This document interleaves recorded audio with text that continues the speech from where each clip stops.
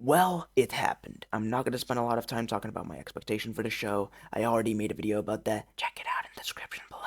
But I finally got around to actually watching the pilot, and I have a lot to say. For one, it is a pilot, so I'm not expecting everything to be perfect. There's obviously going to be some stuff to work out. There's obviously going to be some scenes where, you're going to be stretching the budget, and that was quite noticeable this time around. We did also have some scenes that were reminiscent of Grom Fright from the Owl House, where you can see that most of the budget for the episode goes into a specific scene. For example, the Colossus fight, where you just had these massive cool visuals just as a proof of concept of how cool the show can look if it decides to go for an action scene, which I really liked. And scenes like that are what make animation exciting. It's what you want to see out of a show like this, but obviously it's not the thing that you can afford to see at all times. Now let's talk about some other stuff. To me, it felt really reminiscent of the Undercity in Arcane. If you watch Arcane, you know exactly what I'm talking about. I'll have like a picture on screen right now, specifically Season 2. And as a massive fan of Arcane, that made me really happy. I love the steampunk aesthetic, and the art in general was really good. I do have some concerns as well. If you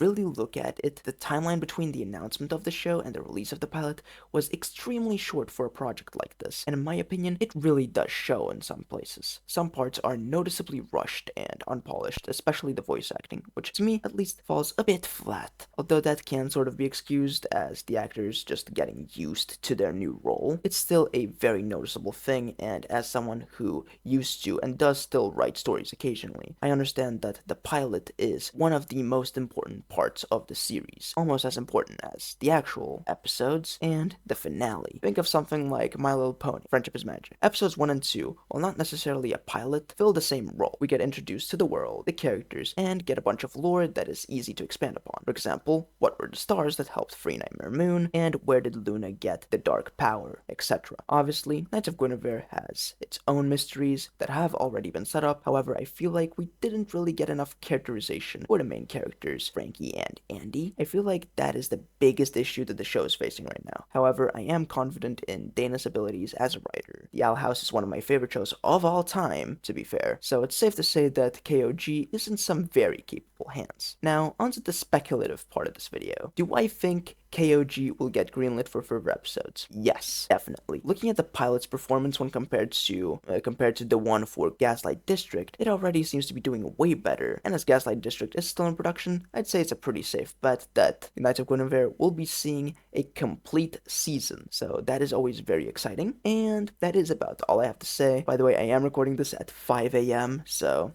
I did kind of cut it off here. If you did enjoy it, don't forget to like and subscribe. As I'm not really a cartoon channel, I primarily do gaming, or at least used to do gaming. It really does help as these videos don't get pushed out as easily, and I have to put in a lot more effort in these types of videos, of course. And if you do have any feedback or differing opinions, feel free to share those in the comment section below, and I'll try to respond to as many as I possibly can. Kevin, out.